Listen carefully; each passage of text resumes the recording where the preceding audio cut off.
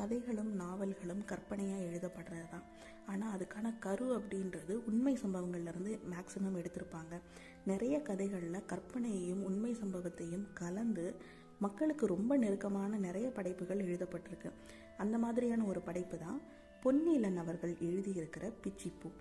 இந்த கதையில் பிச்சிப்பூ அப்படின்ற ஒரு பெண்ணுக்கு ஒரு முக்கிய கதாபாத்திரம் இருக்குது. ஆனாலும் இந்த பிச்சிப்பூவை சுற்றி இருக்கிற மக்கள், அந்த பிச்சிப்பூவோட கணவர் மூர்த்தியாராக இருக்கட்டும், மூர்த்தியாரோட அண்ணன் தம்பியாக இருக்கட்டும், அந்த ஊரில் இருக்கிற மக்கள், சாமித்தோப்பு ஐயா, இந்த மாதிரி நிறைய மனுஷங்களை பற்றி இந்த கதையில் சொல்லப்பட்டிருக்கும்.